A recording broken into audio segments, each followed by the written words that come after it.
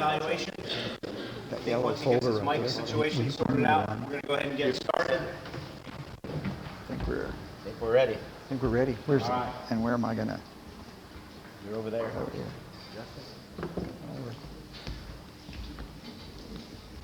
This is Justin Ventura, one of our football players, who's graciously agreed to help out today as our model. Be our shoulder model and our hip model later on, and it's going to help us with some exercises as far as the demonstration later on as well. There's also a handout of Dr. Curtis's talk that's coming around right now.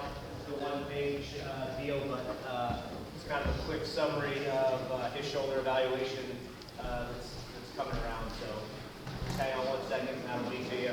I'm going to go ahead and turn it over to Dr. Curtis. Can y'all hear me okay? Okay. Yeah.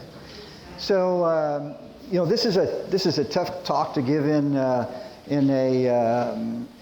big group format. It's better for a small group, but they wanted me to do it in this venue today. So we're going to try to project it so you can see what I'm doing.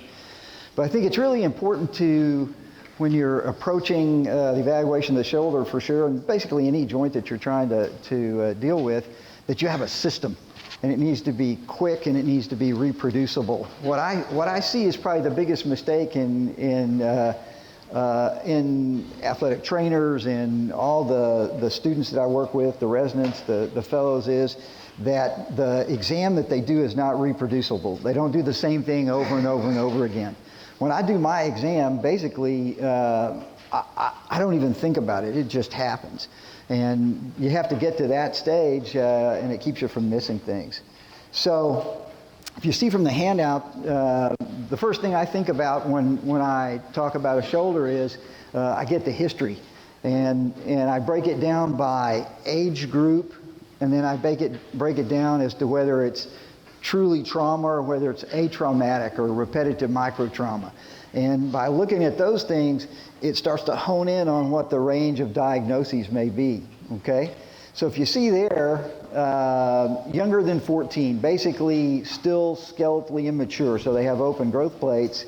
When I think of trauma, if there's truly a traumatic event, one episode that it happened on this date at this time with this accident, then I think about fracture of the growth plate. So when I'm going into my exam and that's the history I have, then I'm going to be focused in that way when I do my exam, okay? If it's not fracture, then it may be an instability situation, okay? If I get to that next age group, 14 to about 30, it's instability. Take it to the bank. It's going to be an instability-related thing. There may be secondary changes of rotator cuff impingement or tendonitis or those kind of things, but there's going to be an instability basis for the diagnosis. So my exam is going to be focused on instability. And then over about 30, it shifts, okay? There's less instability. There can be some, but it's more likely to be impingement, rotator cuff type of things. So if I have an older patient with maybe the same trauma, I'm going to think rotator cuff, and my exam is focused on rotator cuff, okay? If it's non-traumatic, same thing. If I've got that younger than 14 open growth plates, well, it's a growth plate problem. It's probably going to be a stress fracture of the proximal humerus, which may look exactly like rotator cuff tendonitis in the older than 30 age group. But again, in the guys that you guys deal with, usually at the high school to college level, that 14 to 30, it's going to be instability. It may be multi-directional laxity as the underlying cause, but it's going to be instability, and that's what you focus on, okay? So now I've got an idea in my mind about what the diagnosis may be. I always like to examine the patient in a sitting fashion. They tend to relax a little bit better. Okay, the first thing I'm going to do is not arm wrestle the patient.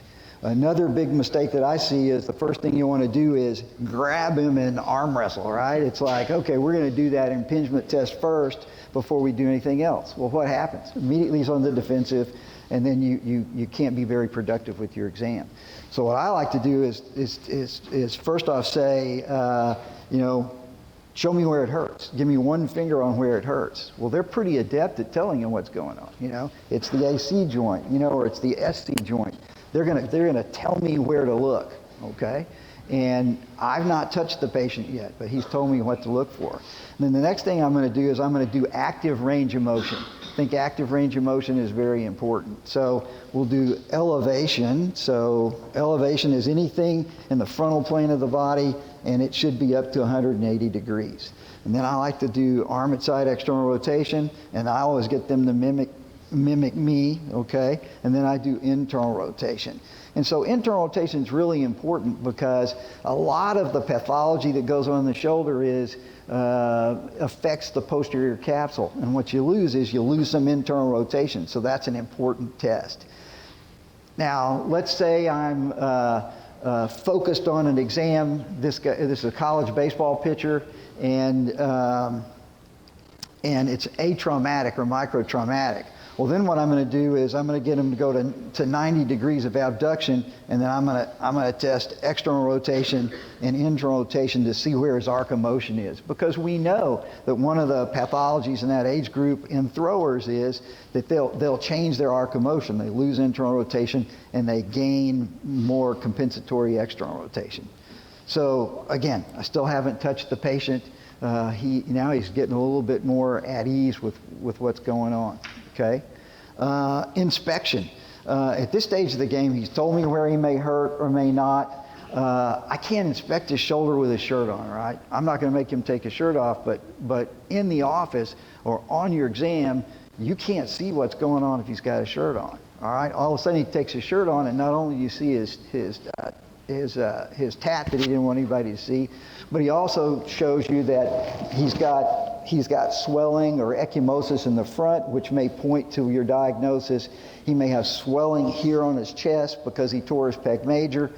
So you have to look at it, and you can't look at it through a shirt. So that's an important thing. So now I've seen his range of motion. He's pointed to where he's tender. If I think I need to then palpate, it'll be the first time that I've touched the patient. You know, I'll hone in on the AC joint or the SC joint, okay? Or the proximal humerus, okay, in that younger kid. I'm going to do this, all right?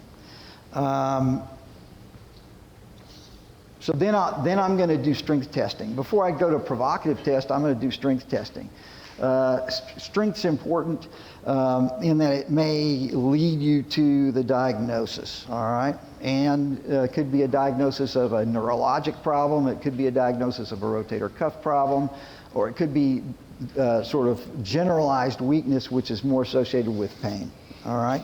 So what I always do is arm at side external rotation, and I tell them to push out against me like so, all right?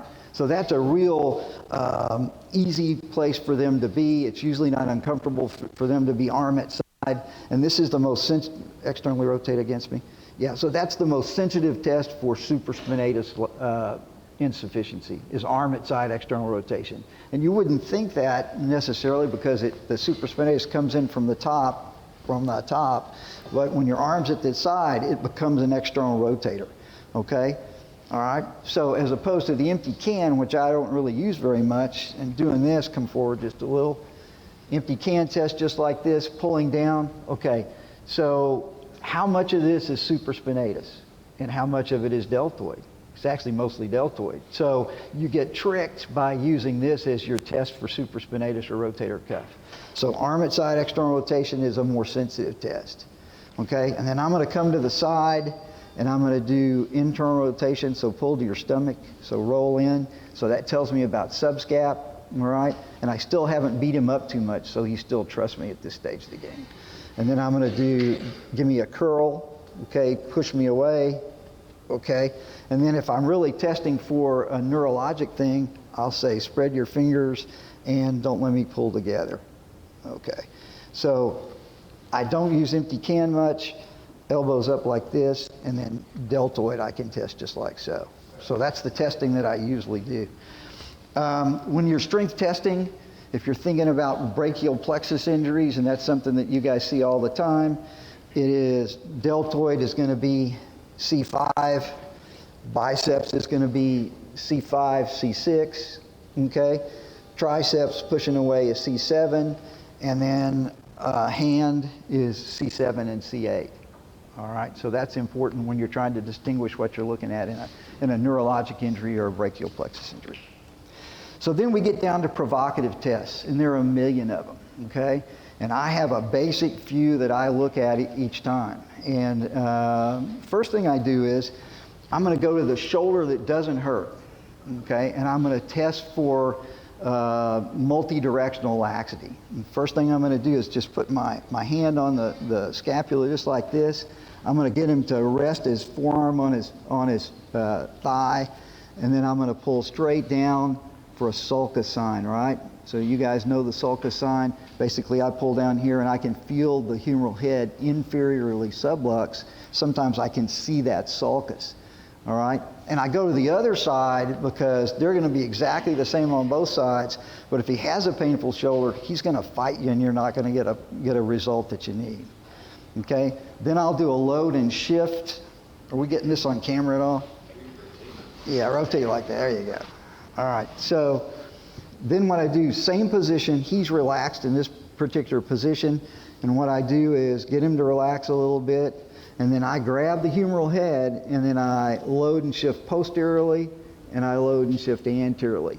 And this has nothing to do with traumatic instability, it has to do with generalized laxity, which is an underlying cause or an underlying issue with a lot of atraumatic instability, particularly in that 14, or actually younger than that, to 35-year-old age group. So testing for multidirectional laxity is important, all right? So then I'm going to go to my other provocative tests. Everybody knows the near impingement test. It's just forcing the humerus to impinge on the acromion in this position. I think it's a really lousy test because think about anybody that's got a painful shoulder. If you do this, what do they have?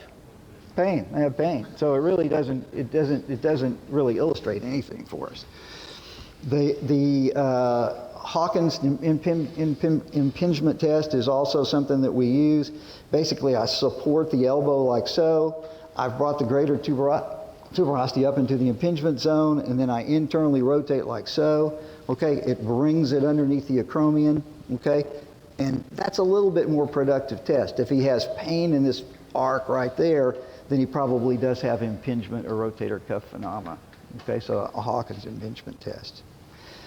And then instability tests, okay? For anterior instability, I use just an anterior apprehension test. And basically, again, I put my hand on the scapula, I put my thumb on the back of the humerus, I leverage into abduction external rotation, okay? And if it goes forward, they're usually apprehensive or painful, okay? So to me, that's the best test for anterior instability is an anterior apprehension test. There's the relocation test that I just don't use. I don't think it's very productive, all right? And then one thing we see particularly in contact sports is posterior instability, all right?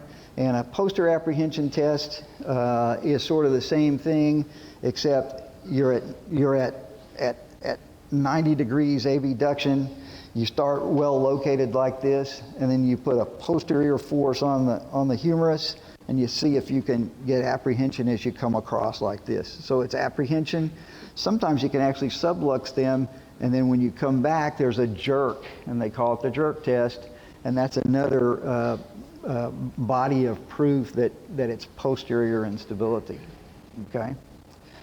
Now you have to remember though that if the athlete has AC joint pathology, just coming cross-body, sort of a cross-body adduction is also painful. So it can be confusing. Is this posterior instability or is this a cross-body test that proves AC joint pathology? A little hard to tell, but it's going to be one of those two things. All right. The last thing in that position is to come across and palm down and then resist like so. That's an O'Brien's test, and a lot of times if you have a slap tear or superior labral pathology, you'll feel a click. They'll certainly be apprehensive or painful in that position, and in the throwing athlete, I think it's a pretty good test for slap pathology, superior labral pathology. So those are the provocative tests. Okay. So one reason I think that Mark had me do this talk was that this year we had a situation where we had a kid who had an anterior dislocation of his shoulder, okay? And an anterior dislocation of the shoulder always results in the humeral head being anterior. So what that means is the arm is away from the body like so, right? I mean, they're like this. Usually they're cupping it with this hand because they don't want it to move. They don't want it to move in internal or external rotation because it's caught on the front of the glenoid like so, all right? So we go through the process of trying to get